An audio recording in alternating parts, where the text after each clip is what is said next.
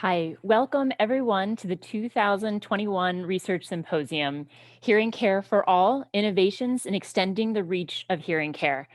HLA research symposia have been held annually at HLA conventions since 1994 and is supported by the National Institute on Deafness and Other Communication Disorders, NIDCD, part of the National Institutes of Health.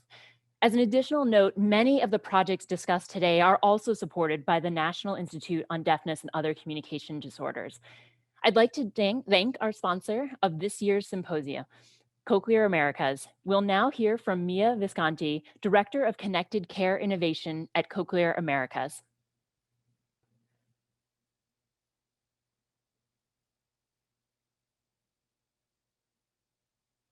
Good afternoon. My name is Mia Visconti, and I'm the Director of Connected Care Innovation at Cochlear Americas.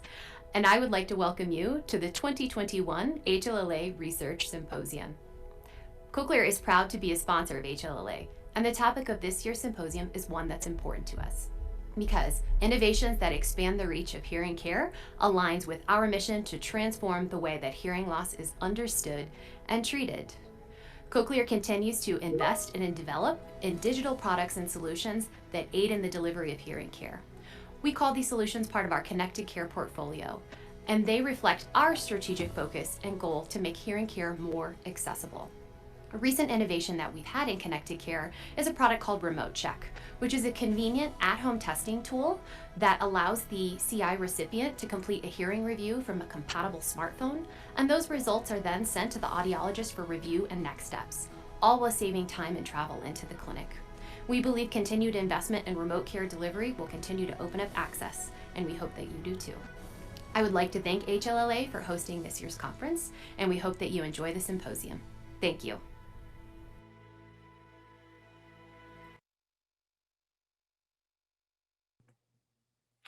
Okay, perfect. Thank you very much for the support, and thank you again for everybody's patience as we get started here. So with that, I will go ahead and share some slides just to give a brief introduction to who's joining us today. Before I get too far, my name's Carrie Neiman. I'm an otologist at Johns Hopkins, and I'm core faculty at the Cochlear Center for Hearing and Public Health. And we are joined by a really outstanding group today. So let me go ahead and share my screen and give a little bit of some introductory remarks here. So as you've heard, this is all about hearing care for all and thinking through how can we reimagine hearing care really throughout the United States and hopefully beyond. We'll go ahead and there's a couple things that I'll first share. Like I said, we have an outstanding group today. We have Dr. Susan Emmett, who is an associate professor in the Department of Head and Neck Surgery and Communication Sciences at Duke University. She's also an associate professor of global health. Susan is also a global TED fellow. She is nationally and internationally recognized for her work focusing on hearing care disparities, particularly in childhood. We'll also join today by Laura Coco, who is a clinical audiologist and research scientist at the University of Arizona. Laura and the team that she works with at the University of Arizona has also done some incredible work, mostly focusing on older adults, Spanish-speaking older adults, in terms of how can we get hearing care access along the US-Mexico border. We'll also be joined today by Jonathan Suen, who is a postdoctoral fellow, or used to be a postdoctoral fellow with us at the Cochlear Center for Hearing and Public Health. He's now a doctoral student at the Johns Hopkins University School of Nursing, and he is also a clinical audiologist by training, graduating from Gallaudet University. In addition to this outstanding lineup, we also have two really special guests that will be featured later on in the discussion. We've got Miss Janice Moten and Ms. Madison, and they are two members of the HEARS research team in terms of older adult peer mentors delivering hearing care, really at the front lines. So we'll be hearing from them a little bit later today. I wanted to share a little bit, some framing remarks as you kind of get us all on the same page as we go through the couple different presentations. So one of the ways in which we have talked about hearing care for many years now, and the way that we've traditionally approached hearing care has been from a medical model in terms of thinking about that one-on-one care that an audiologist or an ENT provides in a clinic-based setting. And that has really been our standard approach to hearing care for some time now. What comes alongside that, and what I would say a lot of us will be arguing throughout our presentations, is that we also need, alongside that medical approach, a public health approach to hearing care. In that, how at a population level do we bring hearing care to as many older adults and really across the life course, as many individuals as possible? So, at public health approach is really what we'll be kind of talking about throughout, is not so much that one-on-one high quality care that we need and is very important in that medical setting, but from a big picture setting, how do we put in terms of models and practices to reach more individuals? So that's really what a public health approach is all about. The other thing that we'll be looking at, and that is a theme that's carried throughout, is kind of this really broad term of community delivered hearing care. Community delivered hearing care can mean a lot of different things, but it's really about hearing care that's delivered in diverse settings, settings that are generally outside of an ear, nose, and throat doctor's office or outside of an audiologist's office. And one of the defining parts of community delivered hearing care is being able to partner with trained paraprofessionals. So individuals like community health workers, peer mentors, who are then supervised by audiologists and ENTs. And another big component of community delivered hearing care are mobile technologies, or mHealth, whether or not we're thinking about the ways in which we deliver hearing screening, or even some of the devices as we think about the expanding over-the-counter hearing care marketplace. Another theme, like I mentioned just a little bit already, are community health workers. And so community health workers, again, is a pretty broad term that can mean a lot of different things. But the American Public Health Association defines community health workers as frontline public health worker who is a trusted member of and or has unusually close understanding of the community served. Community health workers is one phrase, but it can also be things like individuals like community health aides, peer mentors, promotores. It can cover a lot of different aspects in terms of trained paraprofessionals.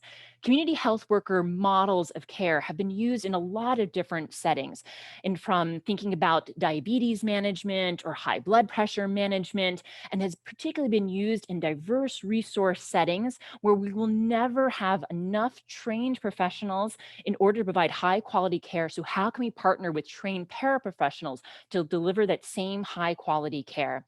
They have a lot of advantages in terms of thinking about how do we reach at-risk, underserved populations, and community health worker models of care are really a demonstrated approach. In particular, it is leveraged as a mechanism in order to address health disparities, which we know is something that is very much a part of hearing care, just like many other forms of healthcare. And that is time and time again proven to be an effective and cost-effective approach to getting more care to individuals. So those are a couple things to keep in mind as we go through today's presentations. With that, I'll go ahead and turn it over to Susan.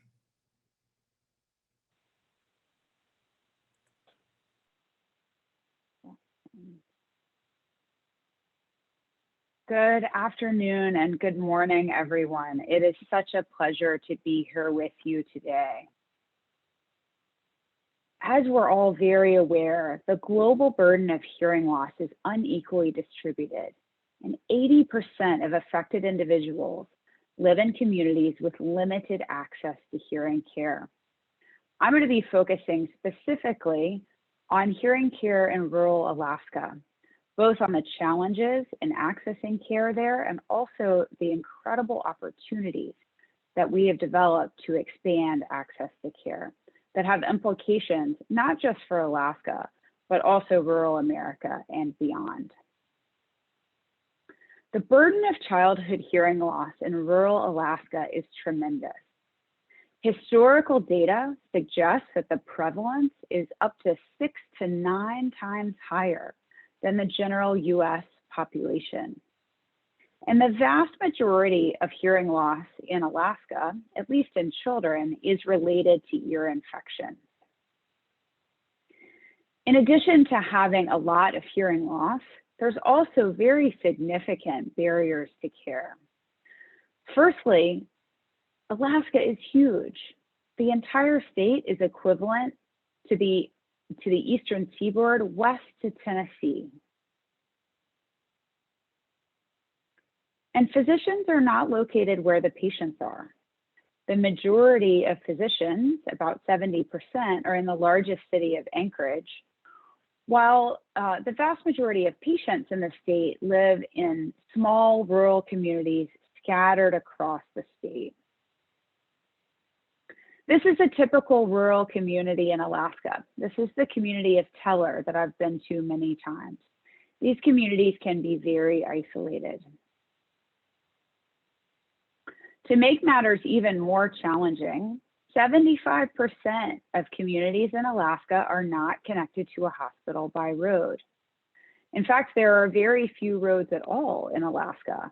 And in Nome, which is marked by the star on the map, and that's been the center of the work that we've been doing the last few years there, there's no roads at all.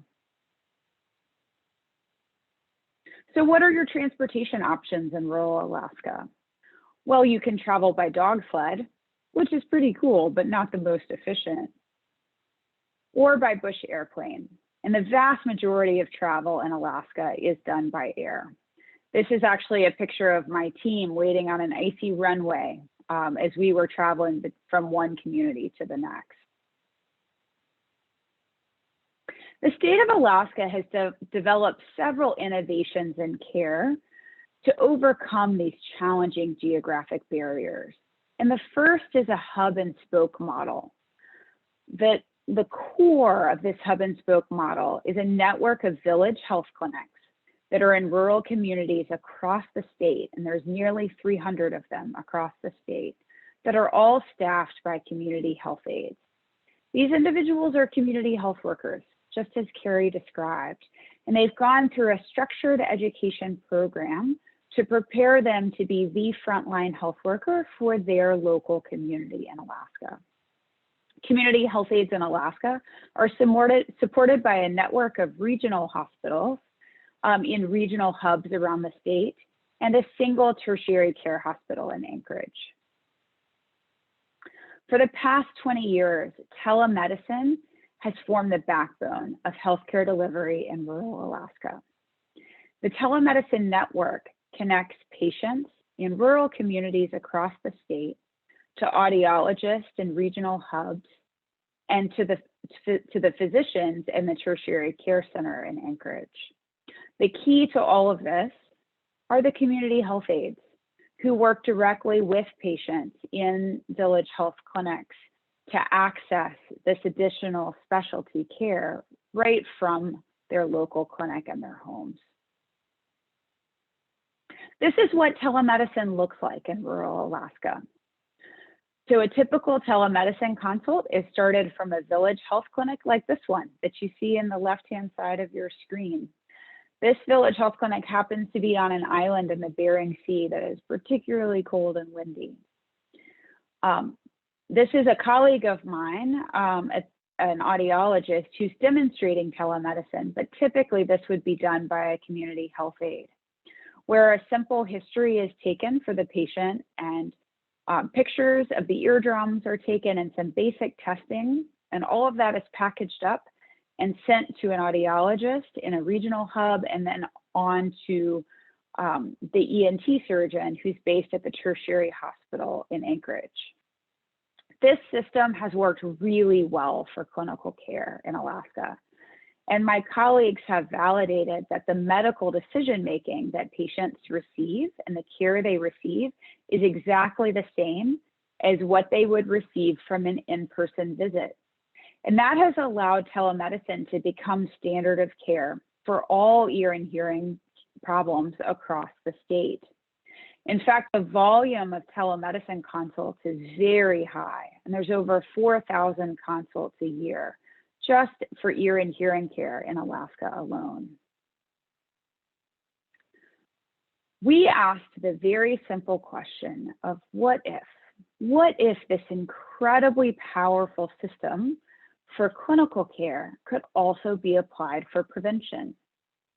We know that there's a tremendous burden of childhood hearing loss in Alaska, and many of the children living with hearing loss in Alaska have not been identified and have never received the care that they need.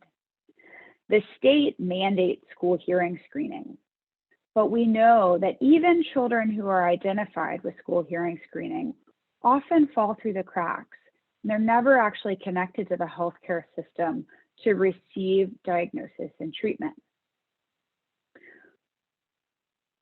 Through the Patient-Centered Outcomes Research Institute, we launched a cluster randomized trial in 2017 in Northwest Alaska to test this idea of how we could use new and cutting-edge cell phone-based screening tools and telemedicine for referral to better identify children with undiagnosed hearing loss in rural Alaska and ensure that they get connected to care in a timely manner.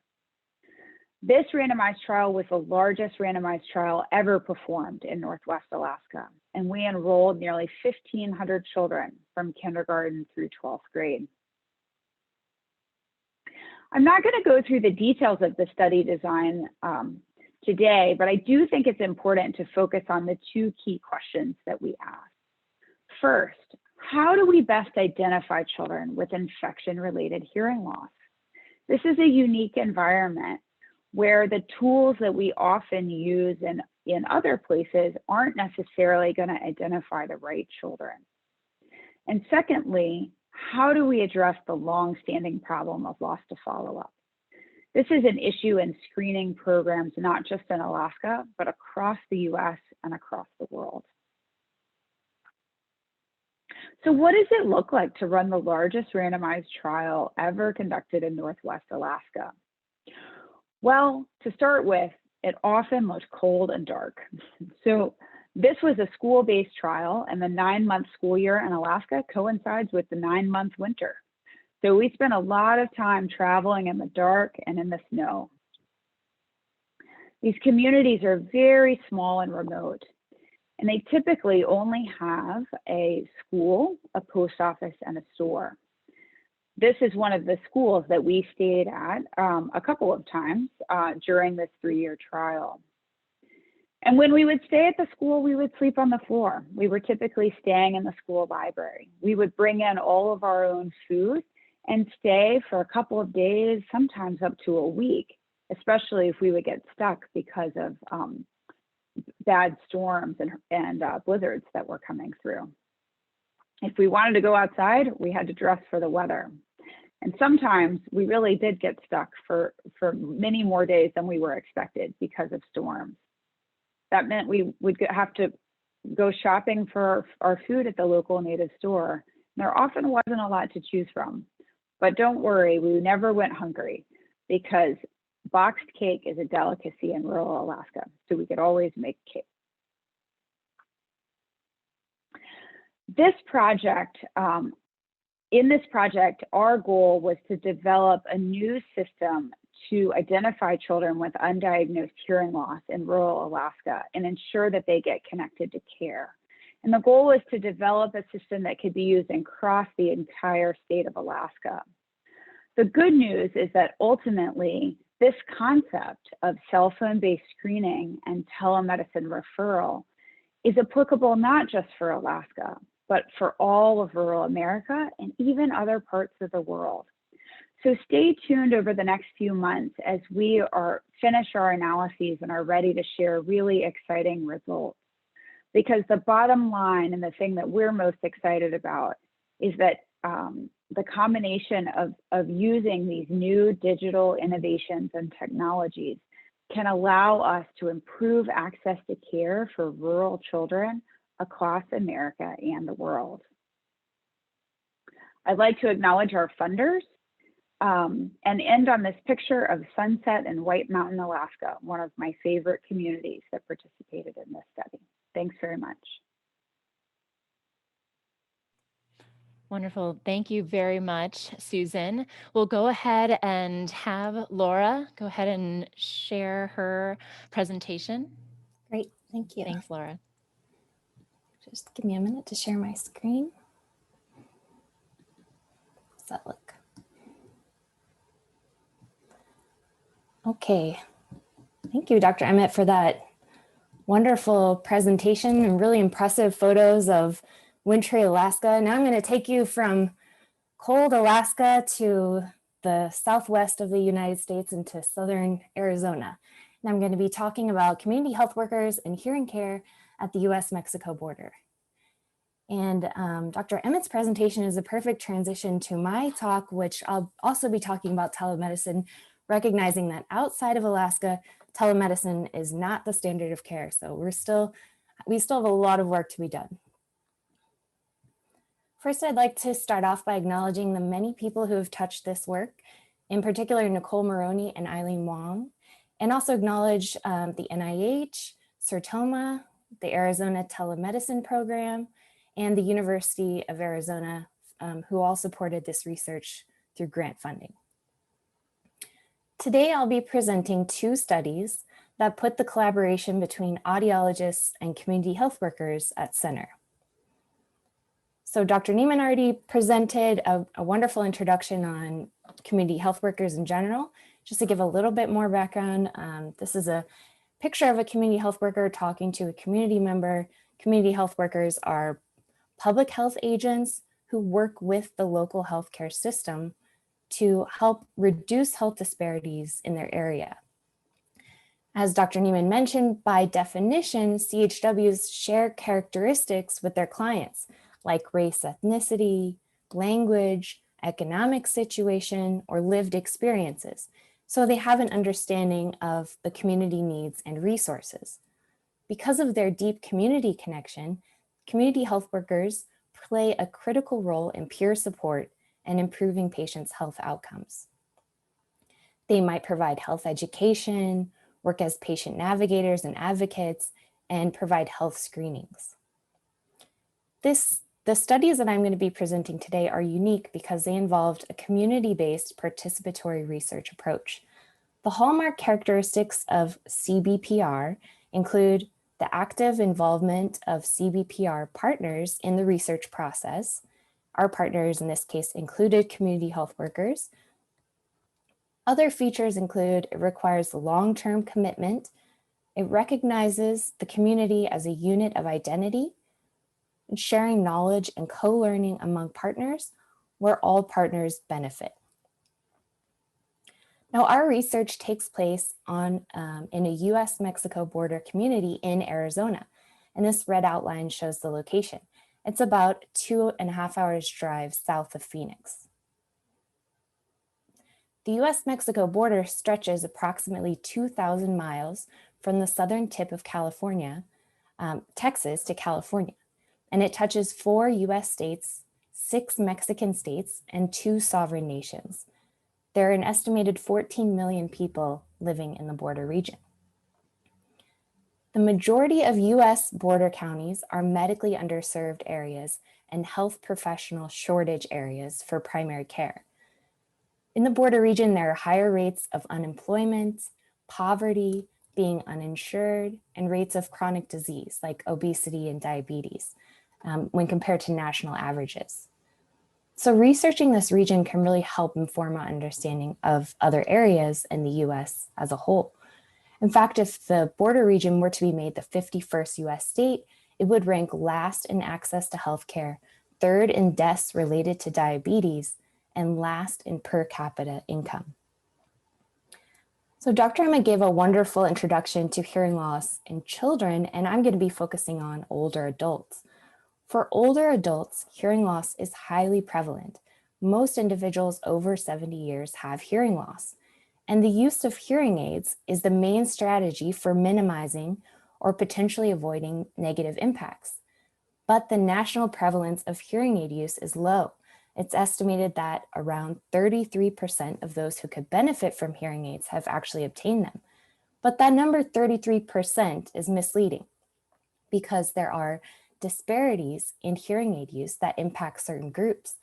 Research has shown that hearing aid use is delayed among rural residents. It's lower among minorities, those with lower incomes, and fewer years of education. For example, with regards to disparities in access related to geographic location, overall across the US, there are 4 audiologists per 100,000 people. But audiologists, as Dr. Emmett mentioned, they're not evenly or equitably distributed based on population or need. There are fewer audiologists in counties with older populations and in counties with lower family incomes. I'm showing you a map of Arizona where our research takes place. And if we look county by county, audiologist practice locations, which are marked in the black dot, are really concentrated in the urban areas of Phoenix and Tucson. And there are 6 counties across the state without any audiologists. We estimated driving distances from counties in Arizona to the nearest audiologist, and it could be as short as 4 miles or as great as 100 miles. So the first of the 2 studies I'm going to be presenting is Oyendo Bien. And the PI of this study is Nicole Maroney, and I served as the field manager for several years of this trial. Oyendo Bien is hearing wellness in English, and it's a randomized control trial that tested the effectiveness of group-based hearing health education program. It was developed in collaboration between audiologists, community health workers, and public health professionals. The program, as you can see in this picture, was facilitated by community health workers in the community, and it really focused on improving communication, not on the delivery of devices. The Oyendo Bien program took place over 5 sessions, 1 session each week, and on this slide I've outlined the topics that were covered in each group session. The program, again, was delivered in the community by community health workers. The results of the trial, I'm sharing just one of the primary outcomes, which was a measure of the use of communication strategies. And what the team found was very promising. There was an increased use of communication strategies in the intervention group as compared to a waitlist control group. And they were even followed for 1 year after the program, and they continued using those strategies long-term. The next study I'm going to present is Conexiones, which was my PhD dissertation study. In this study, we used teleaudiology combined with community health workers as a strategy to improve access. The goal of Conexiones, which in English is connections, was to investigate the feasibility of a novel hearing aid service delivery model where trained community health workers, like the woman on the left, serves as the patient site facilitator or patient site support in hearing aid services delivered by teleaudiology. So as I mentioned earlier, increasing the distance between the patient and the provider creates barriers, but teleaudiology allows the patient and provider to connect remotely via the internet, so reducing those geographic barriers. We used real-time teleaudiology with the 2 sites connecting and communicating using video conferencing and desktop share applications. A facilitator, which is the person standing on the right, is a person who is physically present with the patient, helping with local technology, putting the equipment on the patient, helping them place the hearing aids on. And these 2 sites are approximately 70 miles apart. So for the patients, instead of traveling 70 miles to the nearest audiologist for a hearing aid fitting in person, they drove just a few miles to a local community health center in their community, and they connected in real time with a remote audiologist. To train the facilitators, which were community health workers, they received a minimum of 14 hours of training, a 4-hour in-person observation, and then after the trainings, they were evaluated on their skills and knowledge. This study took place again in Arizona on the US-Mexico border. And here's a picture on the left of the community health workers. I'm going to show you results from 28 individuals who met the inclusion criteria for the study. These 28 people were randomized to two groups. One was assisted locally by a community health worker, and the other group was assisted locally by individuals who are not community health workers. They were university students, but both groups of facilitators received the same training. Most of the 28 participants were female, all were Hispanic Latino, and the average age was about 74 years. The participants had a bilateral moderate hearing loss. Most reported an annual income of less than $10,000, and most had about 10 years of education, and about a quarter had low health literacy. When we asked participants at baseline, so before the hearing aid fitting, why aren't you using hearing aids now? There were a variety of responses, and most of the answers fit into the category of, I don't have enough hearing loss to warrant using hearing aids. Many also commented on cost, or said the doctor didn't refer them for a hearing test or hearing aids, or the clinic was too far, or they had a bad experience with a cheap device. This was a mixed method study, meaning it combined quantitative and qualitative data collection. I'm going to share just a portion of the qualitative data collected at the final study visit. Participants from both groups commented on the hands-on aspects of what the patient site support facilitators did. And here are two examples. A non-CHW participant said, ella pues ajustó las cámaras y luego puso el audífono y como que me lo estaban ajustando con unos aparatos. In English, that's, she adjusted the cameras and then she put the hearing aid on me and they were kind of adjusting it with some equipment.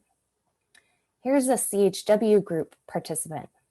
Me ayudó a ponerme los aparatos la primera vez, me enseñó cómo los usara y fue muy amable conmigo. In English, she helped me put the hearing aids on for the first time. She showed me how to use them and she was very kind to me. Additionally, CHW group participants made a number of comments about the CHW helping them to feel calm, asking them questions, and these statements fit under the theme of patient-centered care. Here are two examples. Me hizo preguntas que cómo me sentía y me hizo sentir muy cómoda pues. In English, she asked me questions about how I felt and made me feel very comfortable. Another commented on the community health worker, I was nervous, I guess, and she said, would you rather practice it at home? And I said, yes, that would be nice. I think she helped calm me. Finally, satisfaction, or the value of their hearing aids. We asked participants at the final study visit, how much would you be willing to pay for one of your hearing aids? Now, this was a hypothetical question because participants received their devices and services at no cost because of their participation in the study. The CHW group would pay around $600 and the non-CHW group just over $300 on average. So it looks like the CHW group would pay more, but this comparison was statistically underpowered because we had a smaller sample size at this time point, which coincided with the beginning of the COVID-19 pandemic. It is worth emphasizing that the Conexiones study is the first teleaudiology study among US Hispanic Latinos, the first hearing aid intervention study among US Hispanic Latinos, and the first study to provide feasibility evidence on the role of CHWs in hearing aid service delivery by teleaudiology. Research in this area is particularly crucial given the growing number of older adults in the US, the projected growth for the Latinx population in the US, and the increasing demand for teleaudiology that we've seen during the pandemic. The next steps for this line of research are to develop and implement larger scale efficacy trials in different communities with the ultimate goal of achieving a sustainable service delivery model that improves access. And with that, I will conclude. Thank you for your attention, and I'm going to hand it over to Carrie. Wonderful. Thank you so much, Laura. Outstanding work. I'll go ahead and share my screen, and that'll be the kind of the last presentation of the set of presentations. After that, we'll go ahead and move into a discussion between Susan, Laura, and myself. And then we'll turn it over to John and the rest of the team to have a discussion from a frontline provider perspective. So with that, I'll go ahead. So, in keeping with the idea and the focus on age-related hearing loss, I'll share some of our work in Baltimore. And our work in Baltimore is primarily focused on thinking through how can we extend hearing care, particularly to racial ethnic minority older adults, as well as low-income older adults. So we'll be talking about HEARS, peer educators in action, older adults serving older adults. Of note, the work that I'll be sharing here is funded by the National Institutes of Health, as well as the National Academy of Medicine. And for full disclosure, I do serve on 2 nonprofit boards, Access HEARS, as well as the Hearing Loss Association of America. We'll go through the need for why we need more models of care when it comes to reaching the needs of older adults in the US, share a little bit about the HEARS model, how some of it is different and how some of it is similar to what you have already heard about thus far, and then share a little bit about the study that is also wrapping up now. So the need. Many of us here are very familiar with a lot of the statistics around hearing loss, particularly here in the United States. When we look at nationally representative data, we can see that age-related hearing loss is something that is very common. It roughly, in terms of the prevalence of age-related hearing loss, roughly doubles with each decade of life. When we look at everybody in the United States who are 70 years and older, 2 out of 3 have a clinically significant hearing loss. We also know from a population level that the vast majority of hearing loss that we see at that population level is a mild to moderate degree of hearing loss. The thing that has really changed in the past 10 years or so, based on a lot of outstanding work done really throughout the United States and elsewhere, is thinking about hearing care a little bit differently. When we think about hearing loss and its associations with things like cognitive decline, falls, depression, social isolation, we now need to be thinking about hearing care as a potentially essential tool for aging well. And when we think then about how few individuals use hearing aids or other types of devices, and particularly when we think about disparities, those differences are unacceptable if we're thinking about hearing care as this essential tool for aging well. So, like I said, and that is not new to many of us, is that we have these really consistently low rates of hearing healthcare. When again, we look at a nationally representative population, we know about 15 to 20% of individuals of older adults with clinically significant hearing loss who actually use hearing aids. There are a couple different numbers out there. I know Laura talked about 33%. Different studies have different cutoffs for what they define hearing loss as, but in general, the numbers are fairly low. When we look at nationally representative data by race ethnicity, we see differences in terms of hearing healthcare.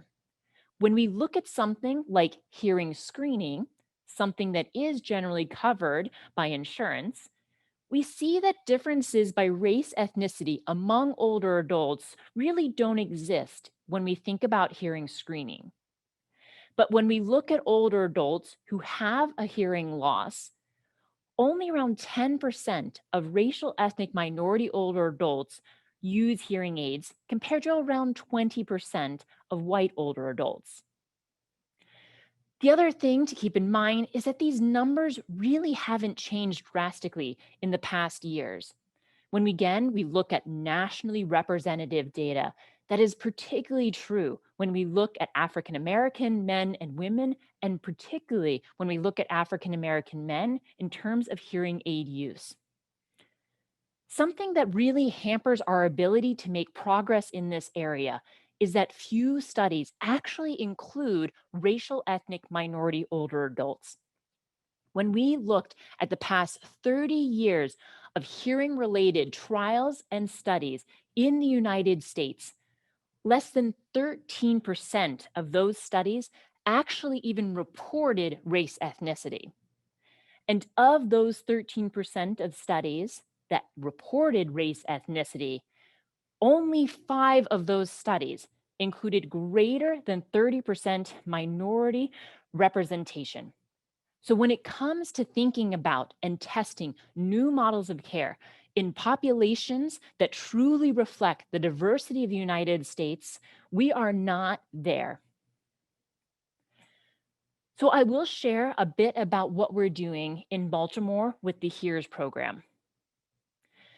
Baltimore HEARS is a theory-driven program that is specifically designed to address age-related hearing loss. It is designed to be delivered by a community health worker, specifically older adult peer mentors working with other older adults with hearing loss. The HEARS intervention is a 2-hour structured program that goes through a basic fitting and orientation to an over-the-counter listening device, and that's partnered with some basic education around age-related hearing loss, and then the ever-important focus on communication strategies, as well as expectation management. As we all know, devices have degrees of limitation. Here are a couple pictures of the HEARS peer mentors, the older adult peer mentors in training. That's John, one of the supervising audiologists that you'll hear from later. And then another picture of our older adult peer mentors in training. Based on our initial pilot study, we found that for individuals who went through that 2-hour program, delivered entirely in a community setting, in affordable housing or senior centers, they went through that 2-hour program, got an over-the-counter listening device. And when we looked at their communication function or their communication difficulties 3 months after going through that program and compared it to a group who did not receive treatment at that time, we saw improvements in communication function that were on par with what we see with gold standard hearing aids fit by an audiologist. And it's with those findings that has now allowed us to move on to a larger trial based in Baltimore to test, see if this model actually demonstrates efficacy. So I'll share a bit about the study. The Baltimore HEARS randomized controlled trial is designed to help answer that question of, does a model of hearing care that is specifically designed for older adults, that's delivered outside the clinic at every single step with no visits at any point in time to an audiologist or an ear, nose, and throat doctor, that's delivered by older adult peer mentors who are supervised by audiologists in 2 hours using over-the-counter hearing technology, does it work? The scientific question that we are looking to answer is, does community-delivered hearing care improve communication function 3 months after the intervention as compared to no treatment? To answer that question, we set out to recruit 100 individuals in Baltimore City and County. We, in the end, randomized 151 individuals. We did that because we had the capacity, and I'd say even more so because we have a commitment to our community partners in order to provide as much service to our community partners as possible. I will share a little bit about who those 151 individuals are, and then talk about how we got there. Of those 151 individuals, 43% of the cohort self-identify as Black or African American. While a total of 65 individuals seems like a small number, this is actually one of the largest trials to date of older adults who identify as African American in the US thus far, because of just how little representation has been in the hearing-related clinical trials and space. When we look at income, almost 2/3 of our participants identify as low income, with less than 25,000 in annual household income. Again, one of the largest cohorts to date of low income older adults with hearing loss. In order to randomize those 151 individuals, we partnered with 13 community sites across Baltimore City and County. And the team had to screen over 348 individuals in order to get to that 151 number. The community sites were a combination of affordable senior housing, as well as senior centers and community centers. It took place over 18 months, and as you'll see, all done before COVID. The team on the ground, it consisted of 2 research assistants and a research coordinator. These 13 sites, to help give you a visual, were in Baltimore City and Baltimore County. They're a combination, again, of affordable, independent senior housing, as you'll see from these different high rises here, as well as a number of Baltimore City senior centers and social clubs. And you can see kind of spread all around there. The team held a total of 77 events over those 18 months. Things like health fairs, information sessions, partnered with the community organizations to hold a variety of events, as well as pop-up recruitment, hearing screening events, a total of 470 plus staff hours. And so that, I think, really illustrates the amount of time and commitment and energy it takes in order to recruit a representative sample. It took about 1.4 hours of recruitment effort in order to screen one individual, and then a little over 3 hours of recruitment effort to actually randomize one individual in the trial. None of these efforts would be possible, and I think that's a theme you've heard throughout here, is with that community partnership and that community engagement. We have a long-standing community advisory board that made up of leaders from the community organizations, residents, and representatives from each of these organizations, as well as have a human-centered design practitioner who's embedded within the trial as well.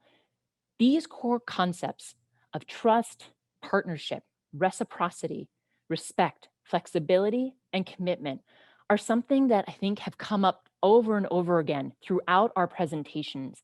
And while we hear a lot about it within research, it is something that is not just about lip service, but has to be authentically a part and ingrained in every aspect of your research in order for it to truly have a chance to get at and help answer the questions we need to be answering as a country. While I can't yet share findings from the HEARS randomized control trial, I can share some of our preliminary findings from some of the older adult peer mentors and what they've observed firsthand. And you'll hear a little bit more about that towards the end. Here are a couple of the comments. And we were within the community with them, the clients, and they said, well, here's help right here. And I think that kept them open to the program. And even in troubleshooting, we were available to help with that. And that was another plus. I think that helped the program off tremendously because they would not have necessarily opened up and participated the way they did had it been younger people or people that look too professional. They would say, well, this is going to be hard. So I think the fact we were seniors helped. And being a HEARS teacher or a peer mentor, promoting healthy hearing was something special. To me, it's a way of giving back to the community and empowering people to live a better life. I guess that was the biggest plus of being a HEARS teacher. What it meant to me was giving to the community and helping people to develop a better quality of life. We are at a really important time in US history, at least when it comes to hearing care. In 2016, many of us know about the National Academy's report on hearing healthcare for adults. It laid out many recommendations for hearing healthcare, including the recommendation for over-the-counter hearing aids. It also made recommendations around task sharing or partnering with community health workers in terms of community-delivered models of hearing care. That was then quickly followed in 2017 with the passage of federal legislation to allow for the creation of the category of over-the-counter hearing aids that we're all anxiously awaiting. And in 2021, the WHO, the World Health Organization, put out the first ever World Report on Hearing that has also laid out recommendations, including an emphasis on things like partnering with community health workers. We are at a point in which we can choose to take a new and different path for hearing care. Of course, we need our current models of care, but these really lay the foundation for new and exciting ways to deliver care that outlines and incorporates many of the things that we've shared thus far. We have talked about the fact that hearing care disparities exist. And if we are going to address those disparities, inclusion matters.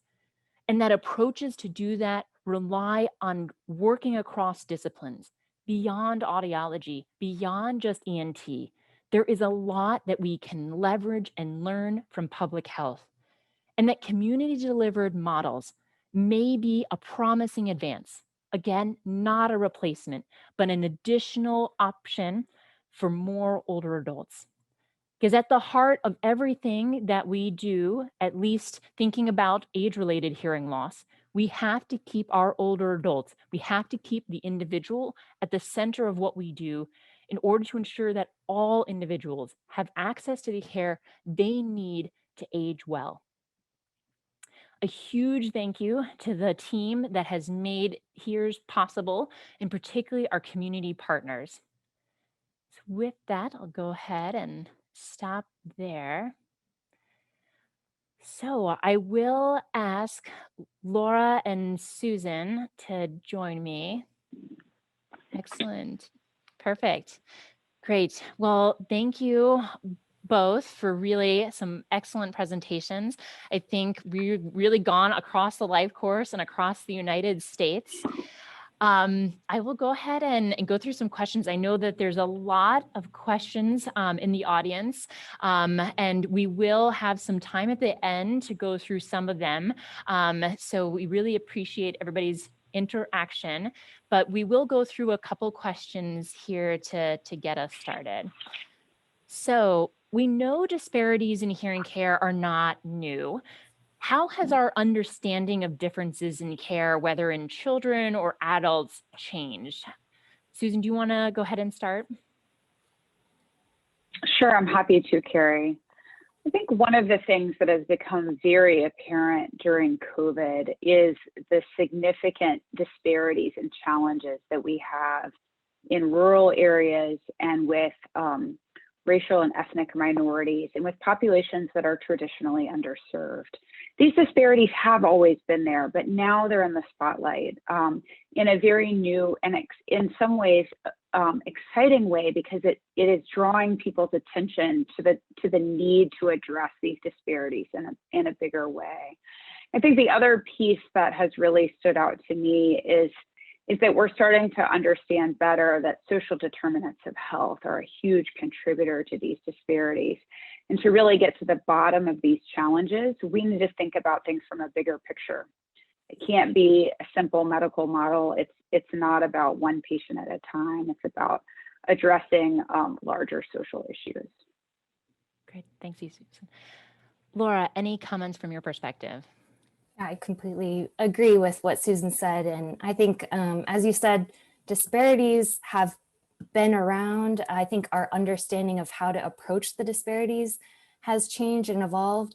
And from what I've learned in the projects that I've been a part of is that I, as an audiologist, I have one piece of the puzzle, but we need to approach differences in care from a place of humility and vulnerability as providers. So traditionally it's this hierarchy top down where the provider is the expert, but I need to hold as a core value that the patient, the community, and the family are also a crucial part of the process. They have value and wisdom that's essential. And it's not, you can't move forward without that piece. So I think the process of reducing disparities, as we've all talked about, needs to be done with the community and from a place of, as Carrie mentioned, respect and reciprocity. And there can be a lot of negativity around health disparities, but at the end of the day, what we're doing is not working. So we need a different approach and recognize that we don't have all of the answers. And I think related to what Susan said in the COVID pandemic, what has also come to light is that since my research is in telehealth, telehealth can improve differences in access to care, but not everyone has access to devices and internet. And really those disparities are based on income and race ethnicity. So we have to learn about all of the different multiple dimensions of inequities and develop strategies that address those. Yeah, for sure. Yeah, I think the digital divide has been something that has really come up in the COVID pandemic. And one of the things that we ask about for the HEARS participants is to understand their use or ownership of smartphones and how often they're using computers, the internet, and things like that. And our numbers are definitely not what represent, younger adults or whatnot. They're definitely much lower in terms of, and even thinking about who has access to over-the-counter hearing aids in the future, if they rely on a smartphone in order to program them. I think these are the types of things that definitely need to be thought about and are coming into more focus for sure. And then let's switch gears a little bit. So you each spoke about really different communities and their unique needs in terms of hearing care.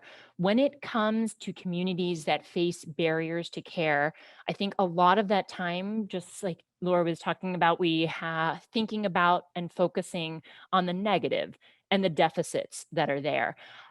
What are some of the strengths and the values of communities with which you've partnered that you've really come to appreciate and think about when we're thinking about extending access to hearing care?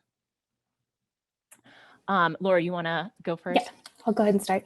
Yeah, I love this question. I think there are a number of strengths, obviously, that are important to recognize. The first that comes to mind is that the community has strong social networks for sharing information and resources and social support. And this can sound new to us, some of us who live in urban areas, a major city, in a 20-story apartment complex where we don't even know our neighbors. But in the community where we worked, that's what I learned is like a major asset for people. And a cultural value that I learned is a strong power of family bonds. And it's referred to as familismo. It's a support from family and family network.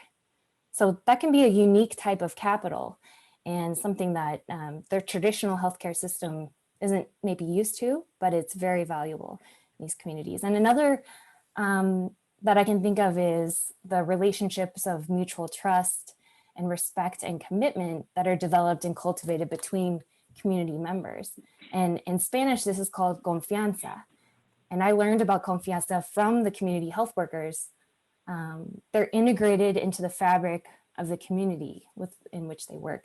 And they're really dedicated to improving the health and well-being of their community members. So they'll see them, community health workers will see clients at the store or at church, and they'll ask them about their family, also ask them about their husband's diabetes and their blood pressure and their son's schooling. So they have a deep understanding of the community and their needs. But I think that if I can just add one more thing, the danger is that we don't take time to learn and appreciate these values, and that we make assumptions, which are, based on our own experiences and the resources that are accessible to us. So we saw that in our own study, where or research that we've done, that providers wouldn't necessarily recommend hearing aids to people that they thought couldn't afford it, but they may not have known that there may be other resources available to them, like the whole family bonds together and pulls together money, or there could be other resources in the community that they don't know about. So, yeah, great, thanks, Laura. Susan, anything from your perspective? Yeah, I would like to build on what Laura has said, because it was such an honor for me to participate in this research in rural Alaska, because I really viewed myself as a scientific support to empower communities to find their own solutions to these really big challenges. And we had an incredible Alaska stakeholder team that helped lead this project of individuals who've lived and served in rural Alaska for decades now. And every community themselves was actively involved in the project. So what we were doing was really community driven. And that I think is the real, that's the answer. It's not experts coming in and saying, oh, we need to do X, Y, and Z, and this is going to solve your problems. No, really what it's all about is creating an environment where communities have the resources and the support, and have people listening to create those answers themselves. And that's what makes it sustainable, and that's what's really exciting. Yeah, for sure. Excellent. I know I want to make sure we have enough time, and we'll go ahead and wrap our discussion here for now.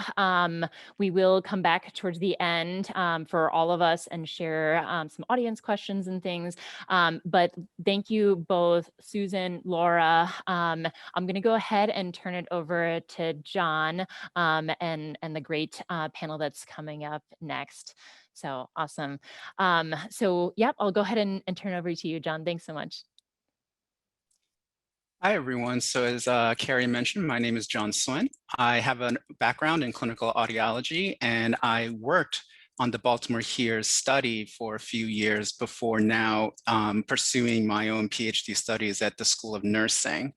And so I have the pleasure to see two of my friends, Ms. Madison and Ms. Janice Moten, again, both of whom I met in the community. I worked with in the community and got to know them as people first, frankly, before they became research partners.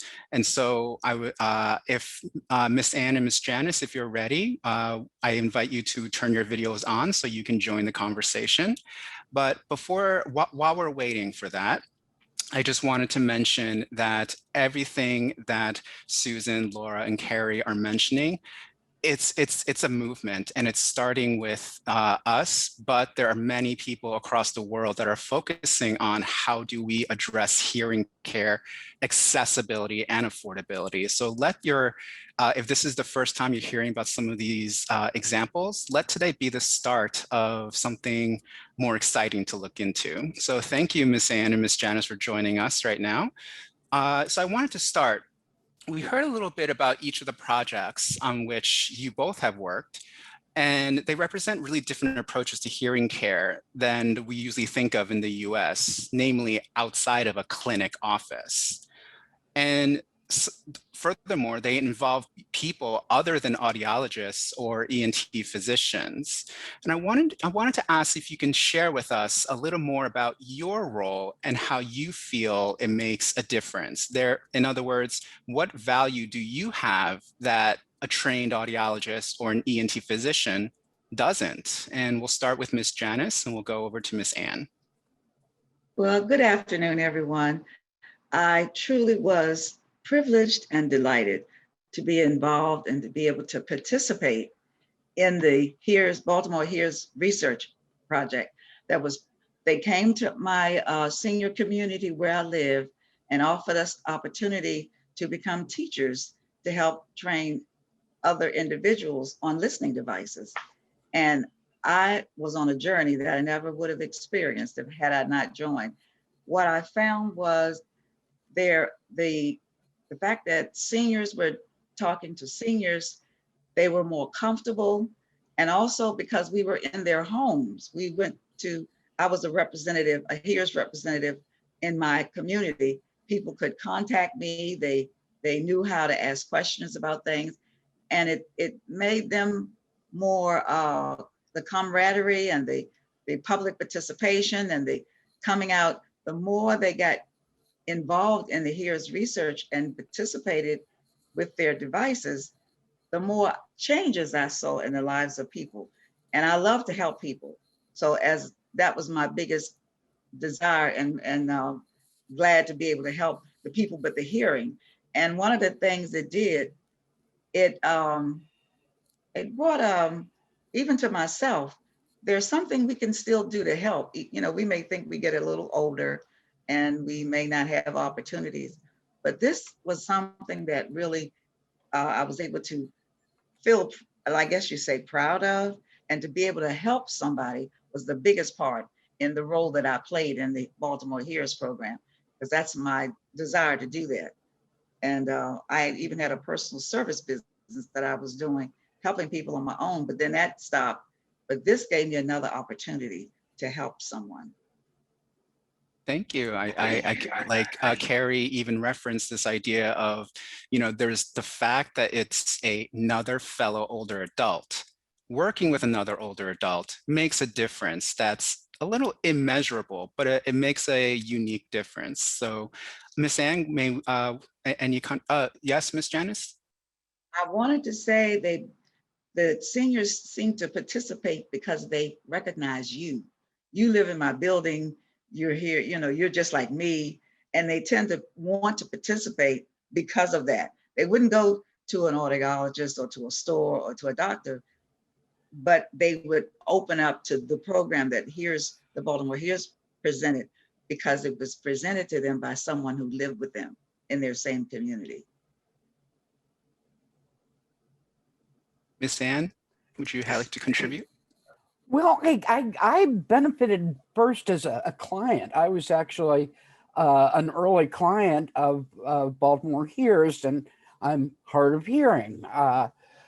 So when I would go and visit with people, there was my little listening device, pretty much just like the one they were going to get. And that was always a big help.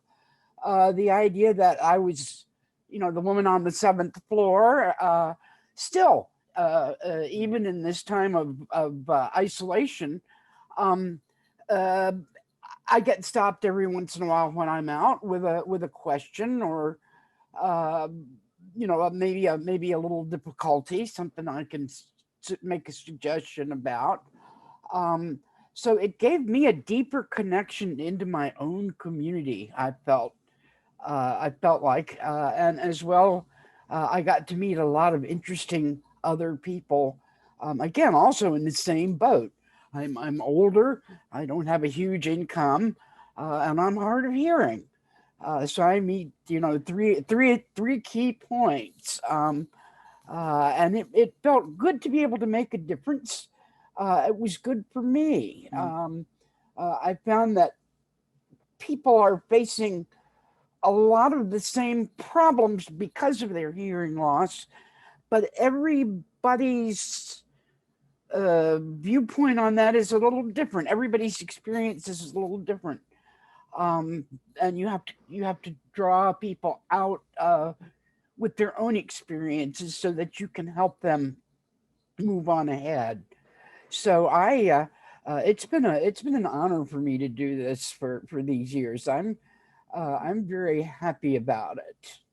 And I would just add that both of what you are describing, this unique characteristic and unique lived experiences, frankly, it's not anything that all the years of audiology school or medical school or ENT residency can give. We can't get that. And so it's inherent. And so I just want to say that our older adults across this country are a valuable resource that's untapped. And so we need to start shifting how we view older citizens and what they can contribute and give back to our society. I wanted to move on to talk about the Baltimore HEARS program itself. So both through your experiences having gone through the trainings, as well as serving numerous clients at this point, what is something about hearing or hearing care that you learned along the way that you didn't appreciate before? Well, I think those numbers that Carrie ran across there about hearing loss doubling, at various age steps. I had no idea. I just turned 70, and I had no idea that 2/3 of my compadres here were probably in pretty much the same boat. Back in school, the principal would look at you and say, "Look at the person on your left, look at the person on your right," and so on. And then they would say, "By the time you graduate, 2 of those people aren't going to be here. They will have washed out." It's the same thing. Look at the person over here and over here. 2 out of 3 of those people are having some kind of problem with hearing loss. So I didn't realize how widespread it was. And I honestly didn't realize how miserable it makes people. It really can make people experience some suffering of all kinds, arguments with their families, not being able to hear the sermon at church. It goes on and on. And then to come to find out that it may contribute to dementia. And I can understand why, because you're sitting in an isolation booth and you can't hear anything. So I learned a great deal, and it made me feel kind of motivated. And I truly agree with you, Anne.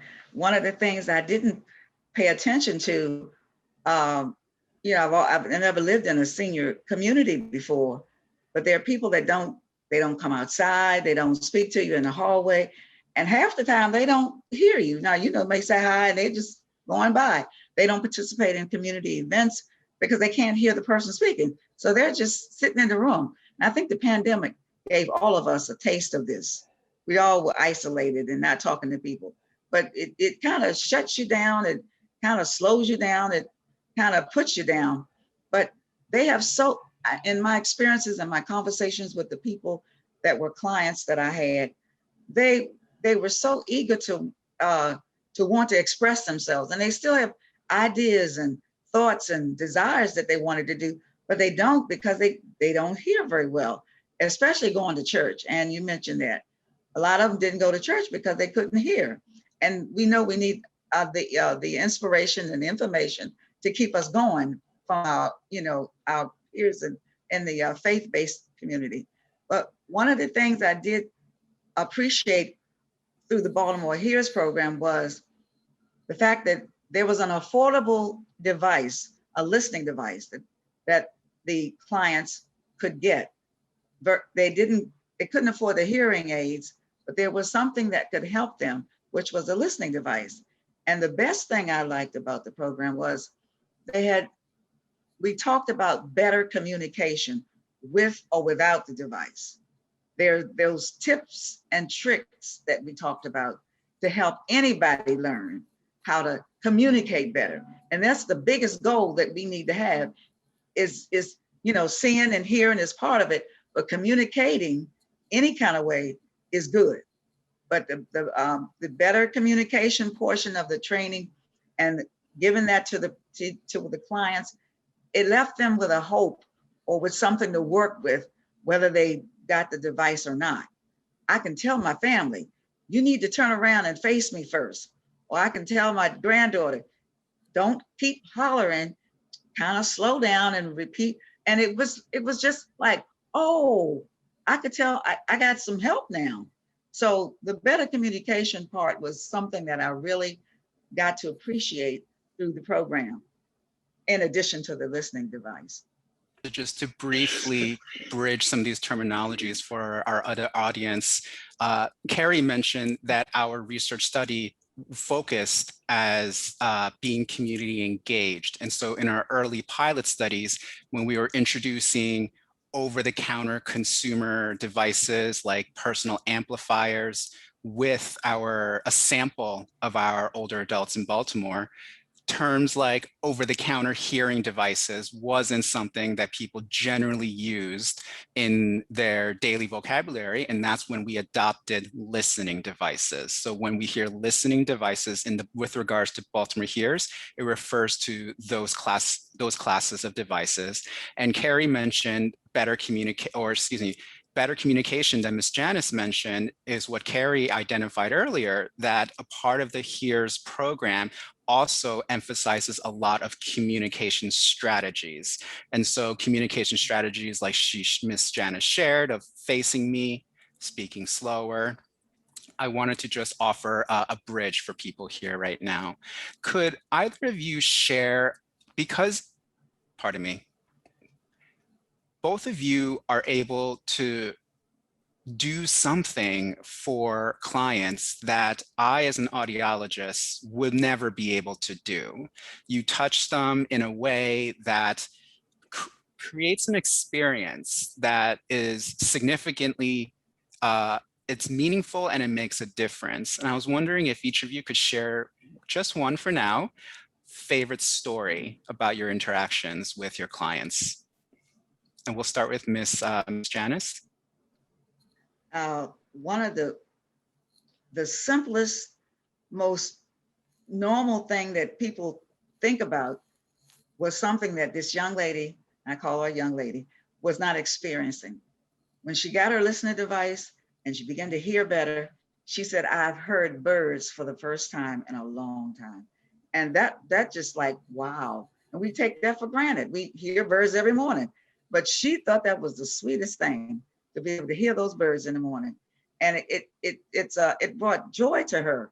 And she'd open the window up and hear the birds. And I it seemed like a very simple thing to somebody, most of us, but it just brought so much life to her to hear those birds in the morning. I could tell a lot of stories about the clients, but I was only asked to share one, but that's the one that came to mind.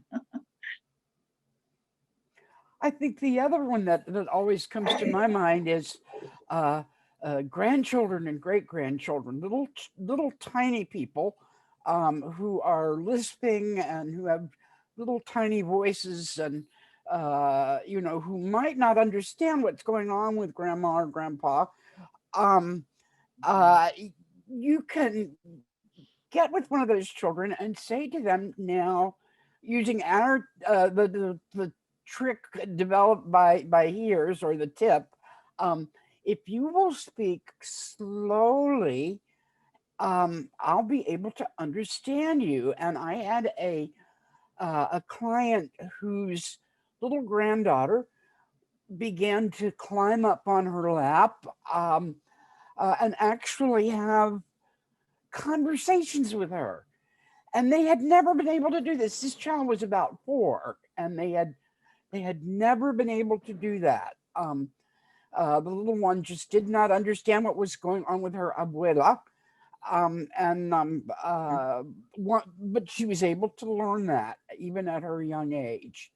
So there's a lot of people in this building with grandchildren or great-grandchildren. And it's good to know that some good communication is going on. Because old people and little people kind of belong together sometimes. They're simpatico. Yeah. I like that. Old people and little people need to be together sometimes. Yeah. So I'll wrap up with one last question, and which is, we've heard examples about these community-based research studies, and as Carrie even showed with Baltimore HEARS, it took a lot of time and it took a lot of effort. But I personally believe it's worth it. But when the two of you think about how much it takes to in this case, just even conduct a research study, but eventually set this up as a ongoing established sustainable model. When you think about community delivered hearing care, what comes to mind for you? We'll start with Ms. Janice. I think it's going to be an asset, and I'll say to the nation as a whole, because we've got a lot of legwork already done. A lot of things that the research team research had to take care of has been established. So a lot of the things are already in place. And I especially like the material that we offered to the clients.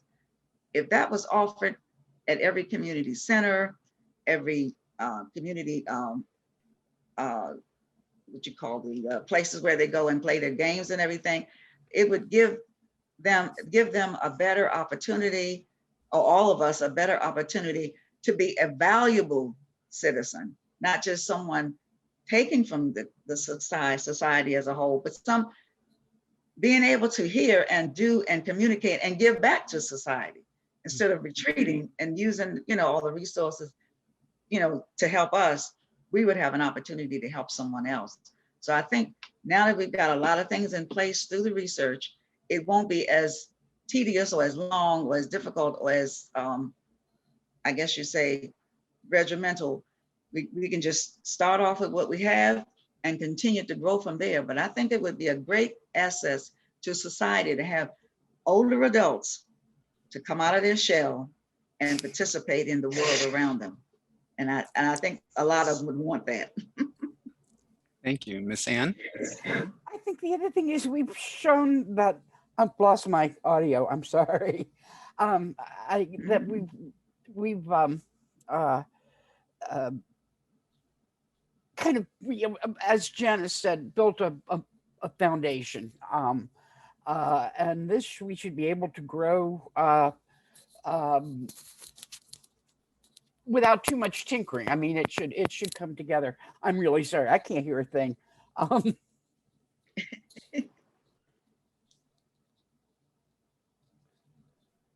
There you go. I have no idea what that was, but I'll blame Apple. What I was trying to say was we built a foundation for this that can be improved on and multiplied, and hopefully involve more older peer mentors and therefore more people out in the community. Thank you. And I will just add that this model of hearing care is new, and we're doing research studies on it. But we recognize that there are some people in our field, other professional, whether they're audiologists or ENTs, who may have some apprehensions and hesitation about going all in supporting these type of models. And I just want to make sure I emphasize that we're not talking about overhauling existing models right now. We're talking about increasing the amount of different models that can be available, because the models that exist now are not reaching everybody in our nation. They're not accessible nor affordable for all. And so we're talking about creating more models of hearing care rather than overhauling existing ones. So at this time, I would like to invite my other panelists to turn on their videos, and I'll hand this back over to Carrie to field some questions. Thank you both, and thank you all. Awesome. John and Miss Ann and Miss Janice, it's always, I've seen it firsthand, day in, day out, the incredible work that you all do. And it just gets me every time. I remember, whenever we have to, because it's a trial, in the HEARS trial, we listen to a certain amount of recordings of the HEARS teachers delivering the programs. And every time I would listen, it was just amazing to hear. It was above and beyond, anything, as a trained ear, nose, and throat doctor who specializes in ear and hearing care, it's still and always just so amazing to hear the power, the passion, the expertise that you all have garnered, and I think really just proves how much of an asset that is underutilized, and that we can really truly bring to advancing hearing care if we just kind of think a little bit outside of the box. So thank you so much. I don't know if Susan's able to join us as well. Awesome. I know we are short on time. I think one of the big themes that has come up time and time again, kind of throughout the chat, and I just wanted to have Susan and Laura give a quick comment in terms of kind of the compensation of community health aides and community health workers. If each of you could briefly comment about kind of the value that's assigned in your current projects. Susan, if you want to go first. Oh. I don't think we can hear you, Susan. Why don't Laura? Sorry about that. Yeah, there you go. You're good. Perfect, I think I'm good now. Yeah. Community health aides in Alaska are in a paid position. It's a very well-respected position within each individual community and highly sought after. And so we were working with existing community health aides who are a part of the community health aid network statewide. And Laura, could you speak to? Yeah. Similarly, we were working with existing community health workers who are employed at a federally qualified health center, but to participate, to kind of buy their time on this study, we had grant funding, a number of grants, but traditionally community health workers to carry out the projects that they're typically doing on an ongoing basis, they're funded by the health center. Also in the US, they can be funded by, like in our study, grants. There's been an increased movement towards community health workers being incorporated into the primary healthcare team. And so those, even though community health workers have been around for decades, really, that's only been kind of a more recent thing, is innovating and developing, incorporating new models of payment for them. Mm-hmm. Yeah, for sure. I know we are coming up on the last minute. I just wanted to see if there's any last kind of closing comments anybody from the team would like to end on.